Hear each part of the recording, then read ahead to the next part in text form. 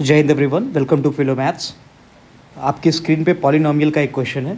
If 1 0 of the polynomial a² + 9 × x² + 13x + 6a is reciprocal of the other, then find the value of a। Question का solution start करते हैं। उससे पहले एक चीज़ समझ लेते हैं, रेसिप्रोकल नंबर्स क्या होते हैं। अगर मैं बोलूँ 3, तो 3 का रेसिप्रोकल होता है 1/3। अगर 2/3 का रेसिप्रोकल मैं पूछूं तो 2/3 का रेसिप्रोकल होता है 3/2। तो जब दो रेसिप्रोकल क्वांटिटीज़ का हम प्रोडक्ट करते हैं तो हमेशा प्रोडक्ट क्या आता है, 1 आता है। 2 कैंसिल हो जाएगा, 3 कैंसिल हो जाएगा, हमें क्या मिलेगा, 1 मिलेगा। तो यहाँ से हमें एक चीज़ समझ में आई कि जो वैल्यूज़ रेसिप्रोकल होती हैं एक दूसरे की, उनका जो प्रोडक्ट होता है वो होता है 1। तो जैसे कि क्वेश्चन में बोला गया है कि ये जो पॉलिनोमियल गिवन है, इसके जो ज़ीरोज़ हैं वो रेसिप्रोकल है। पॉलिनोमियल लिख लेते हैं। पॉलिनोमियल है हमारे पास a² + 9 times of x² + 13x + 6 है। ओके, हमें बोला गया है कि इसके जो रूट्स हैं, ज़ीरोज़ हैं, सपोज़ इसके दो ज़ीरोज़ हैं अल्फ़ा और बीटा। तो अगर ये दोनों एक दूसरे के रेसिप्रोकल होंगे तो इन दोनों का प्रोडक्ट क्या होना चाहिए, 1 होना चाहिए। So alpha into beta equals to क्या हो जाएगा, 1। अगर ये दोनों ज़ीरोज़ एक दूसरे के रेसिप्रोकल हैं तो रेसिप्रोकल क्वांटिटीज़ का जो प्रोडक्ट होता है वो होता है 1। Now we know about the formula कि अल्फ़ा इंटू बीटा का फॉर्मूला क्या होता है, c/a। तो c/a की वैल्यू हो जाएगी 1।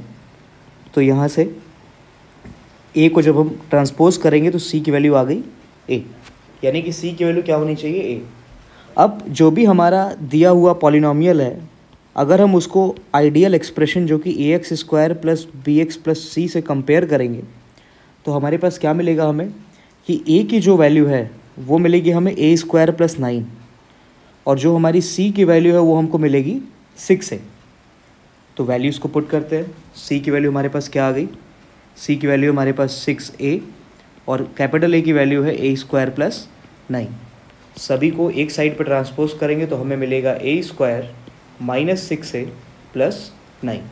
अब again spreading the middle term अगर हम लगाएंगे, क्योंकि ये भी एक तरीके से क्या है, एक क्वाड्रेटिक एक्सप्रेशन ही है, तो स्प्रेडिंग द मिडिल टर्म हमें बोलता है कि हमें क्या करना है, 6 को ब्रेक करना है।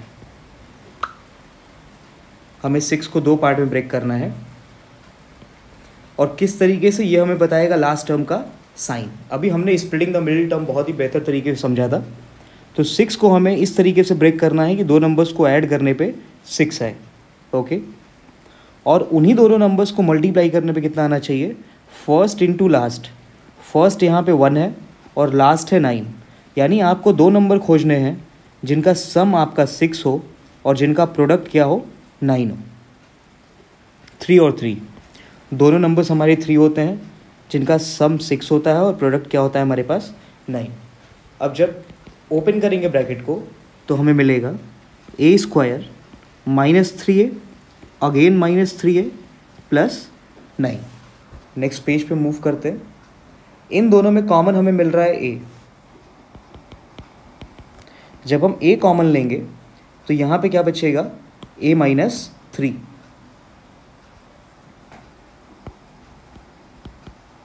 फिर मैंने आपको बताया कि ये जो वैल्यू कॉमन यहाँ मिलती है इसको हम क्या करते हैं, रिपीट करते हैं।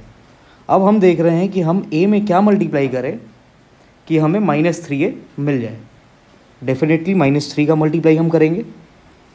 अब आपको चेक करना है कि लास्ट में जब आप -3 और -3 का मल्टीप्लाई करेंगे तो +9 आपको मिल रहा है कि नहीं मिल रहा है, मिल रहा है, इसका मतलब आपने सही किया है। आगे बढ़ते हैं।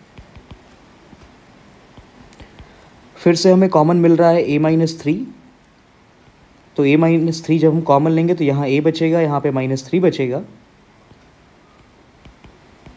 अब दोनों में से अगर किसी का भी, अब यहाँ दो नंबर्स का प्रोडक्ट क्या है, 0 के इक्वल है, तो डेफिनेटली उन दोनों में से एक नंबर 0 होगा।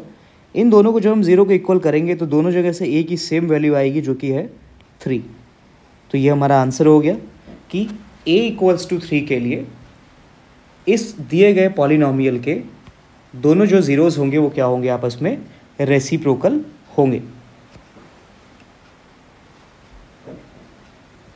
एक बार मैं क्वेश्चन को रिवाइज कर देता हूँ फिर से।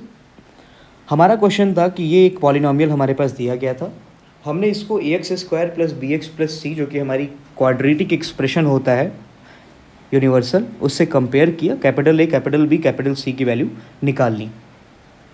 हमने यहाँ कैपिटल A कैपिटल B क्यों लिया है? क्योंकि स्मॉल a ऑलरेडी क्वेश्चन में था, इसलिए हमने यहाँ पे यूनिवर्सल फार्मूले में कैपिटल्स में ले ली हैं ABC की वैल्यूज़ को। फिर हमें क्वेश्चन बोला था कि जो भी ज़ीरोज़ हैं हमारे अल्फ़ा और बीटा, जो हमारे दो ज़ीरोज़ हैं, दोनों के दोनों एक दूसरे के रेसिप्रोकल हैं, और हमें बहुत अच्छी तरीके से पता है कि जो रेसिप्रोकल क्वांटिटीज़ होती हैं उनका जो प्रोडक्ट होता है वो 1 होता है। इसकी मदद से हमने सॉल्व किया और हमें a की वैल्यू मिली 3। आई होप बहुत ही क्लियर है ये क्वेश्चन आपको। थैंक यू, जय हिंद।